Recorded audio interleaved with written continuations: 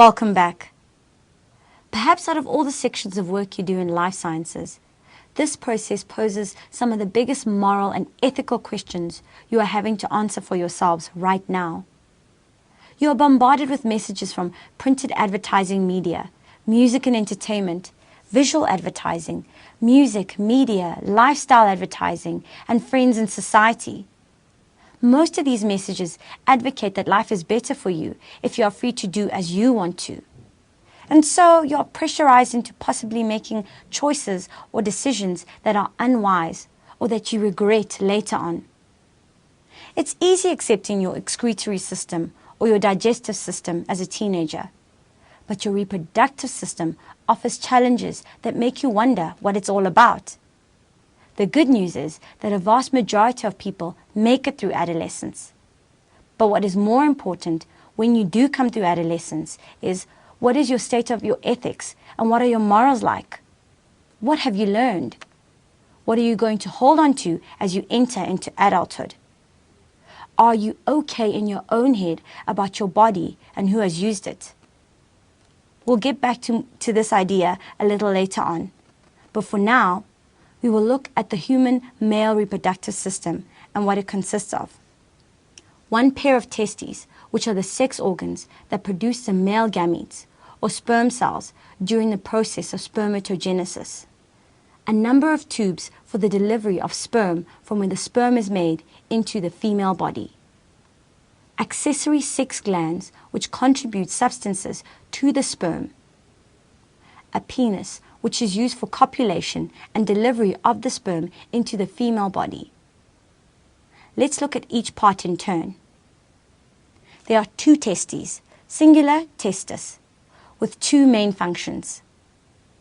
They are glandular organs that produce the male gametes, sperm cells by the process of spermatogenesis. They also produce male sex hormones, androgens, the main one which is testosterone. Each testis is enclosed in a sac of skin called the scrotum. The scrotum and the testis together make up the testicle.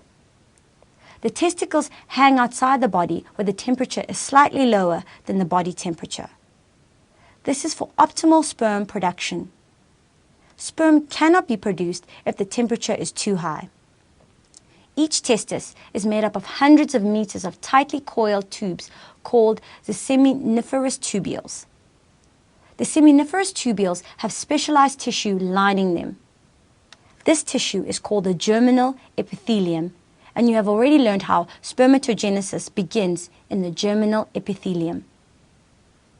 The cells in the connective tissue between the seminiferous tubules produce testosterone. Testosterone stimulates sperm production. It also controls the development of secondary male characteristics such as deep voice, facial hair, penis development, increased muscle development, etc. Some athletes abuse the effects of testosterone by taking artificial steroids, the main one of which is testosterone. The use of anabolic steroids will build muscle tissue, but at a cost. There are some rather nasty side effects, such as uncontrolled temper, irrational thinking, pimples, and ironically, shrinking in the size of the testicles and decreased sex drive. It seems as if the body has determined the ideal dosage of sex hormone, and an extra causes unwelcome side effects. The use of anabolic steroids by sportsmen and women is banned internationally. Doctors will always caution young people from taking hormones unnecessarily. This is a diagram of sperm cell. It is made up of a head, a neck region, and a tail. The tail is whipped about and used to propel the sperm forward.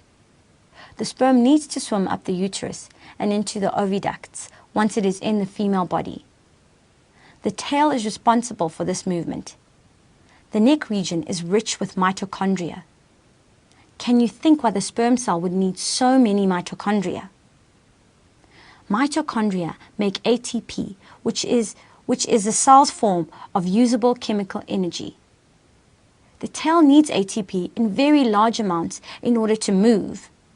The nucleus containing the haploid chromosome number is found in the head. Another organelle, the acrosome, is also found in the head. The acrosome is a kind of lysosome which contains enzymes which will be used to dissolve the cell membrane of the ovum if the sperm comes into contact with an unfertilized ovum. You've got a quiz coming up, guys, and I'll see you right after.